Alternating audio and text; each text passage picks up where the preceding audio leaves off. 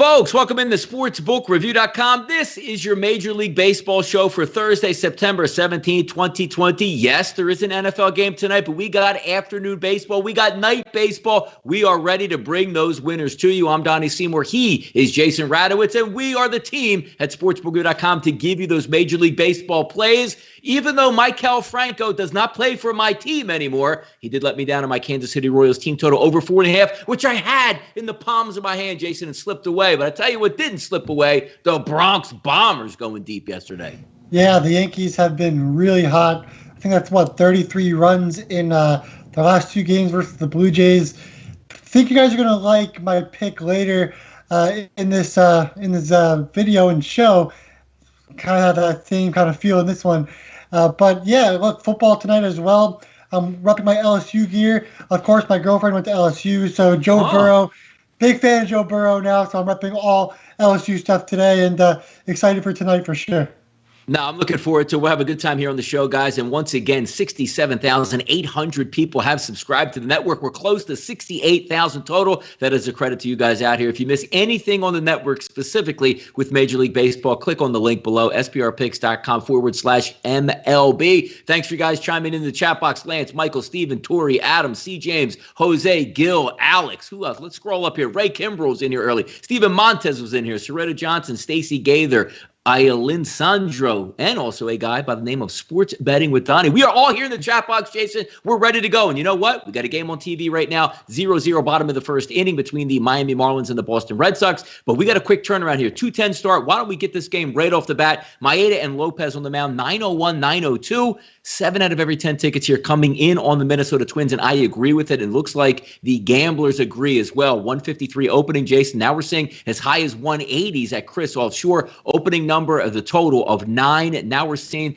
8.5 with really light juice, but primarily a 9 across the board with some normal juice on that one. Looking at this game overall, I loved the lineup here coming in for the Minnesota Twins. If we take a look overall at the starters, which again are out, so we can finally talk about those early in the show, Kepler, Donaldson, Polanco, Cruz, Rosario, Sano, Buxton, Gonzalez, and Jeffers. You're looking at, Jason, 8 out of those 9 batters with elevated ISOs, 7 out of the 9 batters with elevated weighted on base averages. And also keep in mind, this group knows how to take pitches and walks. And if you take a look at Ronaldo Lopez on the season, 13% of the batters he's faced walks. He has an xFIP above 6. He gives up fly balls. This team can hit fly balls. Jason, come on, man. We got to be here, Twins. We got to be smashing 5+ runs, and the Twins need to win this one. Yeah, look, I'm double dipping on the Twins right here. -0.5 in the first 5 at -121. Twins over 4.5 the team total. That's around -129. I know other sports books are probably going to boost it up to 5.5 and make it plus money. I'm sorry. I hope you guys get other books soon. But, there's value there at the plus money with the Twins. They can definitely score one more run in this game. Ronaldo Lopez, this is the guy with a high Sierra, low ground ball rate. Walks can get high, like Donnie said. He went 5 innings pitched versus Detroit, allowed no runs with 2 strikeouts and 1 walk and 3 hits. So now odds makers are looking at that and saying, all right, well, he's not too bad. Well, yeah, when he faced the Twins in 2 starts this season, he's went just 2 innings pitched, allowed 7 runs in those 2 games. Hasn't gone through 2 innings in either of those games and allowed a combined runs of 7 in just 2 games and 2 starts, 2 innings pitched. That's how great the Twins have done versus Lopez. And this was 1 game at home, 1 game on the road. So tells you everything you need to know. It doesn't matter about the home road split. He's awful against the Twins. I think that continues on into this game. Like you said, that lineup is fantastic. Kenta Maeda going for the Twins.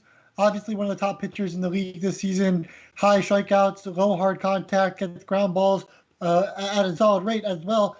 Hasn't allowed more than 3 earned runs in a start this season. Batters are now hitting 158 against him with 10 walks and 63 strikeouts. So everything looks, to the Twins in this one. For Maeda and Lopez going for the White Sox. I love the Twins all around in this game. Twins -0.5. First 5 an official play. Twins over 4.5 team total at -129. I can't disagree with 5.5 as well at plus money. I really can't disagree with it. No, and I hear you on that. And also when you're taking a look at the game, weather conditions, about 68 degrees. So we're no longer in those 90 to 95s in the mid-afternoons. A crosswind about 13 miles an hour blowing from, left foul pole to right foul pole. But also if you're into some things, looking at who the umpire is, which does make a difference because as you can see, if you have a guy with a tight strike zone, a 2-1 count turns into a 1-2 count, 1-2 count, and vice versa. You're looking at Dan Bellino behind the plate tonight, 144 and 117 to the over in his career, almost a plus 25 units. So if you get that restricted strike zone tonight, let's let those Minnesota Twins bats come alive. Let's keep moving here. 4 o'clock game, 9:03, 9:04, Arizona and the Los Angeles Angels. Young on the mound, the lefty versus Griffin Canning. 151 it opens up. And how about this? The Angels go from 151 into that 160 range. Even taking a look at some of the outlets here in New Jersey, as high as 168. Over-under opened up at 9.5. That now sits at 10s across the board. Not a big fan of Young. You'll be able to stack those right-handed bats for the Los Angeles Angels, but just one of those teams I can't seem to get quite right when I back them because they can do so many things wrong and not get the right at bats in the right situations, as opposed to last Sunday I had them taking on the team total over and end up going with one of those 2 for 13s with runners in scoring position. So it's a tough team to back that way, but I don't think Young provides that much of a deterrence in scoring runs. I lean towards the over in this game. Don't have a great feel because I don't want to take Canning, Jason, minus 160 or higher. I just don't. Well, yeah, Alex Young, he's allowing 2.33 home runs per 9 innings, but his BABIP, batting average of balls in play, is actually 245. So while he's allowing a lot of home runs, when balls are in play, fielders are able to make plays on his balls. It's interesting because Young also, he's left 80% of runners on base this season. Ground ball rate isn't too great. So he is allowing some hard contact, balls going over the fence, but somehow, some way, balls are finding gloves in the field when Young's on the mound. Look, I agree with you. At the end of the day, Young should be getting hit hard in this game. Obviously, Griffin Canning isn't the best pitcher either. He's got a 4.57 ERA and a 4.9 FIP. And Young, I forgot to mention, has a 5.92 FIP. That just goes to show you, Young, his FIP is really high, ERA a little bit lower. Shows you how lucky he's kind of been throughout the season with the batting average of balls in play. Does that bite him in this game? Potentially. The Angels don't have the best offense. They do have Fletcher back in the lineup, who is a great contact hitter and definitely sets the tone at the top of the order. Definitely helps with Trout and Rendon coming up to the plate after Fletcher. So I can't say it's a bad thing for the Angels. I like the Angels here at minus 157. I think they have a clear edge in this game. It is a little high, like you said, but I think the Angels are definitely the favorite in this one. Dizzy Rothstein says the Angels' defense is so pathetic. There's a lot of things pathetic. There's way too much talent on the Angels from 1 through 9 that they should be struggling that the way they are. And I did joke yesterday, if we keep the expanded playoff format over the next couple of years, maybe Mike Trout might be able to sneak his way into the playoffs before getting swept directly right on back out. 907, 908, Toronto and the New York Yankees. Anderson will be on the mound, the righty versus Masahiro Tanaka for the Yankees. 8 out of every 10 tickets here coming in on the Yanks. They open up at around a $2 favorite, Jason. Now we sit 227, 235s, as high as 245s here in New Jersey. A 9.5 across the board. And it looks like those Yankees big bats are back, reaching double digits. And again, I don't think there's anything stopping them today. You're looking at a pretty weak, back end of the bullpen already for the Toronto Blue Jays. Also, you see Ken Giles goes on the disabled list as well. So another weakening of those late innings. And the New York Yankees can certainly tack on with just one swing of the bat. Just about everybody in that lineup in that small ballpark can certainly go yard. Only way I can think in this game is team total over for the Yankees. I don't know if I want to lay the 245 because it's still baseball and crazy things can happen. But the one thing I don't think is going to happen is Anderson goes 6 innings, 5 hits, 1 earned run, and exits the game, and they have a clean bullpen. It would be the Yankees team total or nothing for me in this game, Jason. Which way are you looking here? Yeah, the Yankees bats now 33 runs in 2 games versus the Blue Jays. I don't think that changes in this game as well. The Yankees over 5 team total for me at minus 121. It's an official play for me. Again, going right back to what we did yesterday, around the same line, the same everything. Anderson on the mound, the guy with the high Sierra, low ground ball rate. Now he's facing a really tough Yankees team that's now healthy, right? They have Stan back, they have Judge back, they have a ton of different guys back in that lineup. Things are looking really good for them. He's now allowed 10 earned runs in his last 6.2 innings pitched in September. Bad road numbers, bad September numbers. He's been awful in September and on the road. That Jays bullpen now, they've played in the last 2 games, they've really thrown a lot of innings pitched. haven't looked good. Yankees have definitely hit them hard. That's a tax bullpen. Giles is out, like you said. The tax bullpen and Anderson, that might make Anderson even have to eat some more innings in this game. So, yeah, I love the Yankees in this spot. Yankees over 5, team total. The Yankees minus 1.5 seems like a great play. Minus 0.5 in the first 5 seems like a great play. I'm just going with the Yankees over on the team total. That's my official play in this one. But we can talk about Tanaka, too. He's allowed 2 earned runs or less in his last 4 starts. A very low walk rate. Righties are hitting now 288 against Tanaka this season, but righties don't have any home runs. It's the lefties that are hitting the home runs, but they're just hitting 198 on the season. So it's basically like a home run or a bust for lefties against Tanaka. Tanaka has an issue against the Blue Jays for sure. And I like the Yankees over on the team total as an official play for me. Yeah, no, I think it makes a lot of sense here as well. If we go to the city of brotherly love last night, how about this? You knock DeGrom out of the game in the second inning. You score a couple runs off DeGrom. You're going to have the entire rest of the game to tackle on runs versus a New York Mets bullpen. But in Phillies fashion, it's like I always say this about MAC football here, Jason. The backup quarterback is always better than the starter. If the starter gets knocked out, you're going to lose your bet because the backup is going to have a hell of a game. When you look at the Phillies, it's just so Phillies in this spot. You knock DeGrom out, you get the lead, and you can't do a damn thing the rest of the way. And then the bullpen gives way, and you get those Mets bats. And the Mets are now hovering and trying to get back into the playoff race when you could actually nail the coffin shut last night. Now you go back to the mound today. Lugo is going to go against Nola. Lugo's got some really good numbers. Aaron Nola's got some really good numbers. We're in Philadelphia, so obviously a smaller ballpark, and you get a total opening up at 8 that now sits at 7.5 across the board. A light favorite. How about this? Aaron Nola opens up at 135 versus Seth Lugo. So you say, oh my goodness, that's really light. That's going to go to 150. It's going in reverse. Minus 125s, minus 126s out there across the board. Since it's Aaron Nola, I do lean that way. I think he's going to go 6 to 7 innings, give you an honest effort. But again, it's what's on the back end of the Phillies bullpen that is absolutely getting destroyed. And the reason why the Phillies have constantly had 4-1 leads, 5-0 leads, 6-1 leads, even blowing 7-run leads because they can't get anybody out. But on the flip side of that, a really good baseball team, specifically a 1 through 9, Jason, if you get 4 runs by the second, you don't need an avalanche. Get another run in the 5th, another run in the 7th, another run in the 9th, just to keep trying to tack on. The Phillies don't do that. So if you're the New York Mets, you say, hey, we're down 4-1. 2 innings go by, the Phillies don't score, solo home run here, base hit here. Oh my goodness, it's 4-3 already. And then you start getting tighter from a Phillies perspective. I still like the Phillies in this game. JT Realmuto should be back in the lineup. Minus 124, I'll go that way. But all hell breaks loose in the Phillies bullpen late in the game. These games are so hard to pick for me, but again, I will lean towards the Phillies. I leaned towards them yesterday, figuring I had the plus 160 in my back pocket. Turns into an L. What are you thinking here, Jason, between our Mets and Phillies? So let me just point this out. Edwin Diaz, right? A lot of people clown the Mets for that trade with Diaz.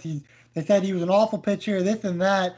Well, he's looked really good this season. If you look at his ERA, his strikeout numbers are extremely high, closing out games. And the only times he hasn't closed out games is when runners are on base and he's been asked to get in already. He's looked really good. So all you people that kind of ripped Diaz for being a terrible closer and not having the talent, well, he does have a ton of talent, and he's playing really well. So just pointing that out there for all you non-sayers out there. But, yeah, I think Donnie and I are both biased in this game. I like the Mets here at plus 110.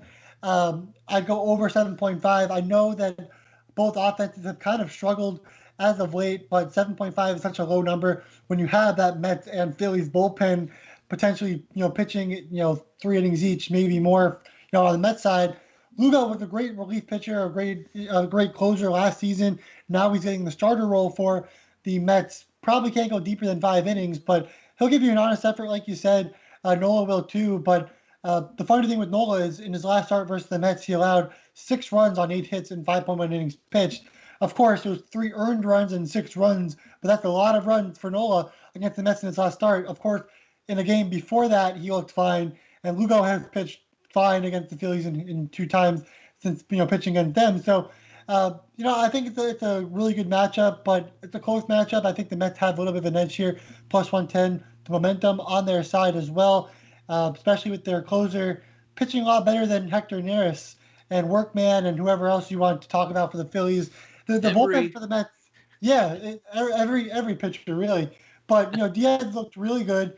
And that's the story. I think the Mets have a little bit of an edge here as an underdog. I even wrote about this game on SBR, gave the Mets as underdog play. Obviously, I'm biased, so I wouldn't take my word 100% of the time, but the analysis does say that's going to be a close game. And when it's a close game, you might as well take the underdog money. Yeah, it's just so odd, Jason, because we've all played baseball, depending on what level that you guys have played out there. The bullpen, it should be the easiest job because you come in and you know you're going to have about 15 to 20 pitches. You can use maximum effort. You should be an effective bullpen pitcher. And the Phillies have one of the worst of all time at like an 8. And it doesn't matter with the guys they started the season, the guys they acquired. Like, you're coming in fresh. You're like, a starting pitcher has to pace himself. Like, DeGrom can't come in and be like, you know what, I'm going to throw 100-mile-an-hour gas all first inning, second inning, third inning, because it'll be done by the fourth inning. But you come in as a reliever, you're jumped up right off the bat, and it's amazing to me that you even have you're coming in usually in a spot that you're going to be more effective against the batter because, hey, lefty on lefty, I got a good matchup against this guy. They can't get anybody out. It's just, we could spend an entire show on me going crazy on my Phillies, but we can't do that here. 9:15, 9:16, Cleveland and Detroit, 7-10 start tonight. That's going to be Bieber and Mize and a monster number across the board. Minus 270s to 290s. If we take a look at the total, opened up at 7, now sitting at 7.5. Here's the question we have. Bieber should be able to annihilate this Detroit lineup. It doesn't have a lot of punch, and unless you're a lefty lining up where they can stack right-handed batters, they don't really do too much. You saw last night, Brady Singer just went Swiss cheese all the way through that lineup. Bieber's probably going to do the same. So when you're looking at that low over-under, Cleveland's going to have to carry the day. And yes, I said that. It's very hard for Cleveland to carry that, even though my struggles against left-handed batters. You have all those switch hitters in the lineup. This should be one game that I look at, and I did, and I have it circled saying, it's a no-brainer to take Cleveland. And then I'll be sitting here in the 5th inning with 3 hits, 1 guy in runner scoring position, no runs, and say, I did it to myself. But I have to trust the numbers to say Cleveland should be able to hit today. Minus 1.5 as a run line for the full game. I like that look. Even if you're going, it's probably expensive, a run line first 5 innings for Cleveland. I like that look as well. I even like the Cleveland team total over because if you trust your numbers on what you're going to get, a ton of lefties worth Mize, a young pitcher, you should be able to hit. But these are the Cleveland Indians.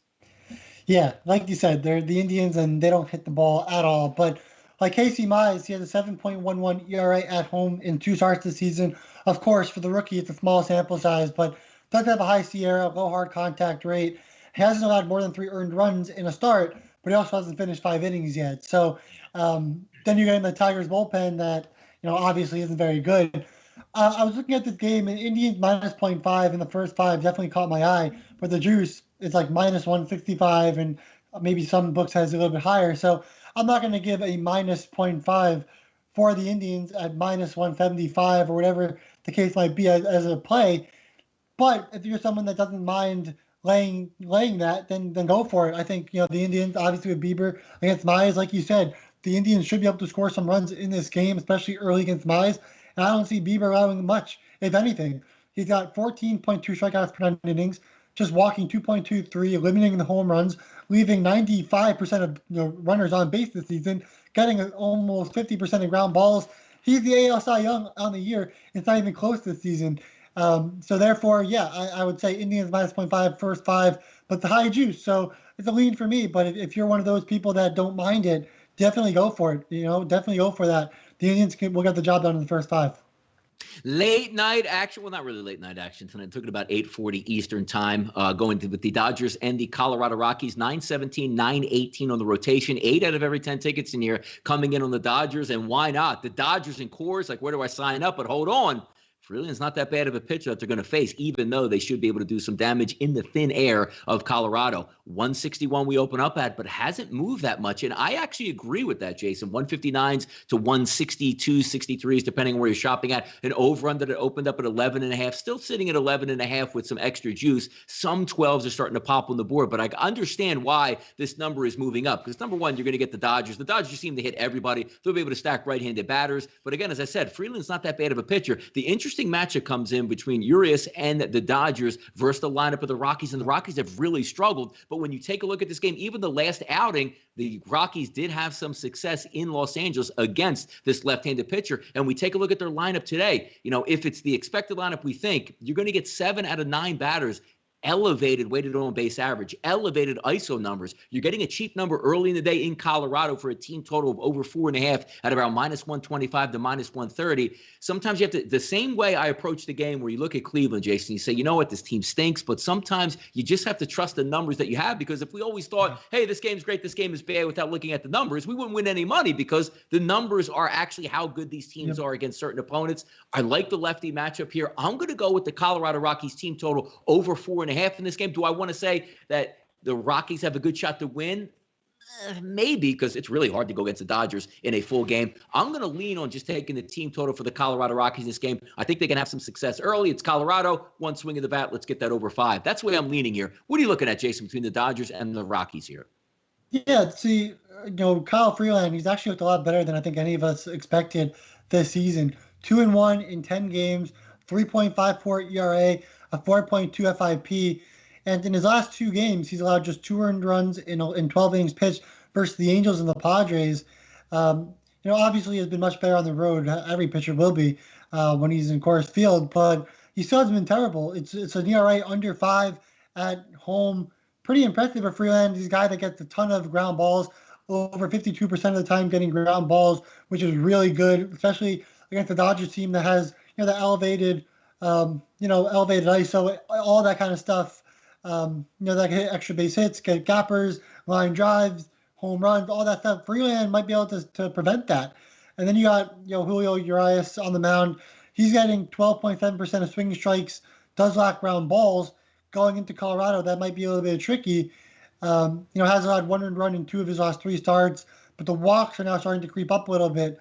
On the road, a 5.40 ERA in 3 games with an OBA of 300. That's a batting average of 300 on the road. So everything looks at the Rockies being able to hit the ball. And Freeland's the better pitcher in this matchup this season, not in all in the season. So I do think this game goes under 11.5. Obviously, taking the Dodgers at minus 175 would be a little too much. The Rockies do have a little bit of a chance at a value play as underdogs here. Definitely agree with Donnie that they can score 5 runs in this game as well against Julio Urias and the Dodgers bullpen. So, yeah, I would agree with that as well. A tough game to look at. So, for me, I'm staying away. But the Rockies definitely have value in this one. Let's get some runs. Let's head to the city of Pittsburgh here, the Steel City, 9-11, 9-12. St. Louis and Pittsburgh, Dakota Hudson versus Stephen Brault. The lefty will win the amount. 8 out of every 10 tickets here coming in on the St. Louis Cardinals. They opened up as around a 160 favorite. Hasn't had much line movement. FanDuel, New Jersey, 162. Will Hill, 157. Chris at 161. Over-under opened up at 9. That's now shifted back to 8.5. And for good reason. You're looking at Pittsburgh, not in a great hitter's ballpark. How much can they really put up in this game? 2, 3, maybe 4 runs. But the side I would look at is from St. Louis, not so much from taking them on the money line, 158, but I do think they have a decent matchup, at least over the first 5 innings. Maybe a run line look is solid there, but also I do like the matchup between the St. Louis offense versus Brault. You're looking at a guy maybe xFIP range just over 5, but trying to take a look at some of the anticipated lineups that you're going to get here from the St. Louis Cardinals. It matches up really well going against lefties. Edmonds got a 456 weighted on base average of lefties. DeYoung 360, Goldschmidt 555, Miller 442, Ravello 377, and Bader in the 9-hole. Not bad to have a guy with a 600 ISO and a 626 weighted on base average versus a left-handed pitcher in the 9-hole. I like the team total over today for St. Louis, and also for the game. First 5 innings, give me the run line for St. Louis. Yeah, and I agree with you there. The one thing that kind of brought me out of this game was just that Brault might only go 3 innings. And that's kind of what he's been doing all season long. Yeah. And he kind of escapes with just like 1 or 2 runs, and then that's the end of him. And then somehow the Pirates bullpen will come in and get the job done, and the Cardinals miss it. And all your research and analysis just goes to the garbage because Brault is done after 3 innings. So that's what I would be scared of if I'm looking at the Cardinals here. But like you said, the Cardinals have a great matchup versus Brault, a lefty that hasn't looked great this season. 5.74 walks per 9 innings. Also a batting average of balls in play of 303. Not able to leave many runners on base. He's below average there. Ground balls are solid at 48%, but the reality is he has a 4.73 ERA, a 4.63 FIP. So, yeah, I mean, Brault, he's now allowed 7 earned runs in his last 2 starts and 8.2 innings pitched, 12 hits and 7 earned runs with 2 home runs, 5 walks, 10 strikeouts. So, Brawl hasn't been good. Won't be good in this game. The Cardinals should definitely get to him early in this game. So I agree with the first 5. I agree with the even first 3 in this game. The Cardinals have some really great hitting against lefties this season and match up really well against Brawl. Also, Dakota Hudson, not the best pitcher, but so far this season, he's been able to get the job done. A 2.92 ERA, leaving runners on base at 80% of the time. Ground ball rate over 57%. Walks just 3.16. So Hudson's been doing a lot better than what you would have seen from him last season, which has been pretty good. So, yeah, Cardinals all around in this one. For me, it's I'm just scared to take it to the Brawl.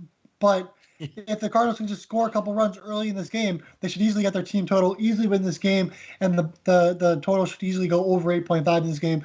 Right. I'm not high on Hudson. He's done well lately, but again, his FIP is 4.42. The Pirates might be able to score a couple runs versus Hudson as well. Getting back to banging on the trash can in the next game, Jason, 9-13, 9-14. If it's real, like if we always say, like, we knew it was coming, but it's still hard to hit the pitch. And I have all the answers to the test. That's why I get A's. And then you don't have the answers to the test and you're getting F's. Case in point last night, you're taking a look at a Houston team that it's clear that they really downplayed how much the cheating actually helped them and said, it's not that big a deal. So what? We knew the fastball was coming. I don't know what to expect because you look at the lineup and who knows how long they were even cheating for. Springer, Altuve, Brantley, Bregman. I mean, you go 1 through 9. The same lineup that they had the past 2 years that absolutely raked can't hit anymore. And that's a direct derivative of, you saw even last night, I believe it was in the 9th inning, Jose Altuve just taking a fastball right down the middle on a 2-2 count. Why? Because he probably thought the curveball was coming, but he didn't have a buzzer telling him the fastball was coming, so he struck out. It's amazing to look at. Like, take a look. Like, everybody hits Lyles. Altuve to right-handed pitching this year, a 104 ISO and a 284 weighted on base average. Last year, it was probably 3 times as high because he doesn't know what's coming now. So, oh, man, what that little 5'5" guy, he's amazing. He's an MVP candidate. What a find. Well, maybe he cheated his entire career, and this is the byproduct of what you're getting from Jose Altuve. It's wild to watch, and here we go again. Framber Valdez, 232 favorite. Over-under is 9. I see that 9. I see Houston and Texas. I immediately go under. 2-0 final score here. Give me the under, Jason. What are you thinking? Yeah, so Jordan Lyles is on the mound for the Rangers, and that's what kind of makes me want to take the Astros to go over and win this game. Of course, at home, they don't have trash cans, buzzers, anything like that, but, Lyles, 4.82 Sierra, has really struggled this season, has allowed 37 earned runs and 42.2 innings pitched. So no matter what is coming, it's more than less a meatball. So you don't need anything to tell you that a meatball is coming from Lyles. Righties are hitting now 314, while lefties are hitting 264. He struggled on the road this season, more towards than home. So this could be another big day for the Astros, no matter what they're being told in this game. But yeah, Framber Valdez on the other hand for the Astros, he's getting lit up in September. 16 earned runs in 17 innings pitched with 21 hits. Still has 17 strikeouts, 6 walks, 3 home runs, an OBA of 252 on the season. The splits are basically equal for lefties and righties, but the walks are getting high in his career. However, this season they're kind of low. So Valdez has to stop getting hit. He's getting hit hard in the last 3 games. Pitched really well earlier in the season. Now starting to get back to, starting to progress a little bit from what he was doing earlier in the season. So, can the Rangers really hit the Astros?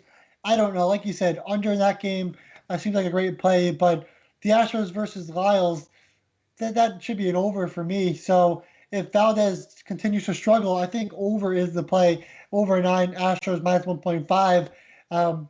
They don't need the trash cans to hit off of Lyles. So I'm going with the Astros here at minus 1.5.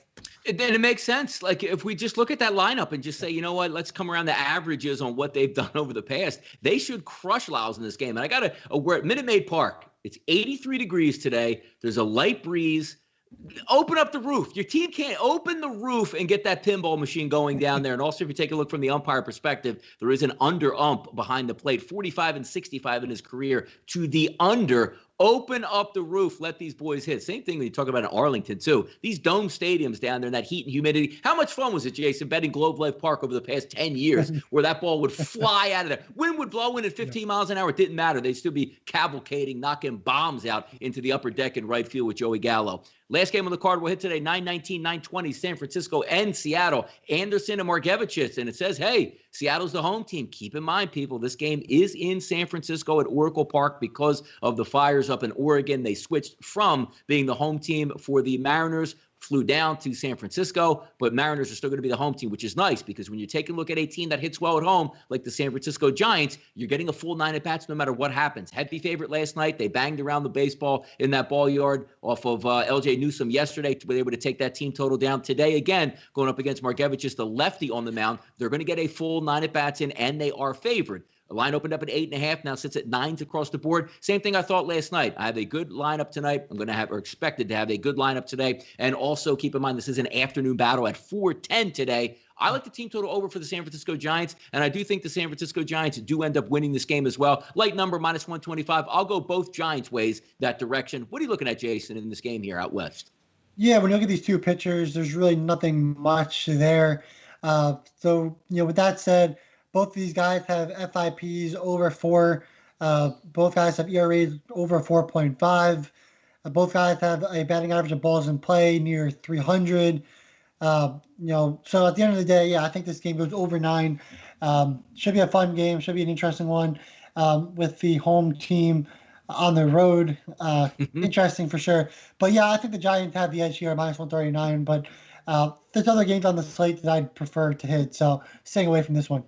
There you go. Now, when we talk about games that we are preferring to hit today, it's time to get those best bets and bankers out here. Yesterday, really disappointing. I would have rather gotten beaten that game 5-0 and didn't have a shot than waiting for the next text alert to come through, because the way I watch baseball games is when they get a couple base runners on, sometimes I shut the TV off thinking I'm the bad luck, turn it on to my phone, and I get the notification sent to the phone and to the watch. So it buzzes, and I flip on. I was like, oh, look at that. Miguel Franco's going to come up. He's going to put this game away. And they weren't able to do so. So that's how my night went. But here to make a difference today, there was a couple games that I did have circled. I didn't want to take a flyer on some of these games and try to get lucky. I want to go with one game that makes a lot of sense, and we already covered the entire card. I'm going to take the St. Louis Cardinals today, team total over 4.5. I'm getting the full 9 at bats. Yes, it's not a great hitter's ballpark, but Jason brought up some very valid points. It's Brault. He has an xFIP above 5. He's not going to go a long distance. It's a not so good, to put it lightly, bullpen for the Pittsburgh Pirates today. Get the full 9 at bats. Give me 3 to 4 runs early. Coast in late against the bullpen. There's no reason to believe that the Cardinals can't hit 5 runs today. That's the way I'm going. And I want this closed early, and I want to have a cigar and be able to walk the dog in peace tonight. So I'm going with the Cardinals team total over 4.5. Jason, take it away with your best bets and bankers today.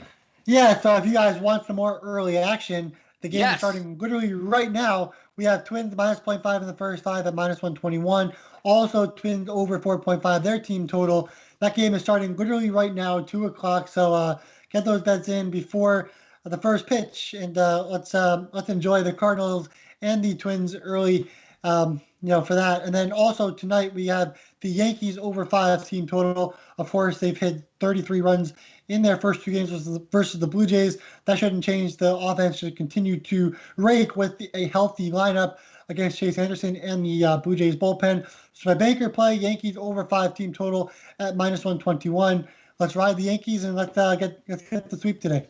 Let's do it. We need it. We're going to do it. Jason carried it last night. I need to step back up here. And again, it's kind of funny you put it, because even though I did lose, the past couple days overall, it's still an amazing run when I look at these units that are up. And I know we get it like, hey, we need a winner today. It's like, hey, look, you're going to go through some ebbs and flows in the baseball season. It just matters that you had that nice streak already. So we'll press it down today. Good stuff going on in the channels today, 4 o'clock. I'll be back on with the NFL show, going over all the picks throughout the weekend, both myself, Kyle Provides, and new superstar at SBR, Kelsey Kramer. So tune in for that live. But Jason's done a great job all summer long. We'll continue to knock these out, and tomorrow is Friday. We'll do it again, 1:30 p.m. Eastern time, right here on the networks. 257 people currently watching live, 36 thumbs up. We do thank you. We're close to 68,000 subscribers. What an awesome thing to actually look forward to once we cross over that 70,000 number. I'm Donnie Seymour. He's Jason Radowitz. This is SportsBookReview.com, and we just gave you a Major League Baseball show. Good luck, guys.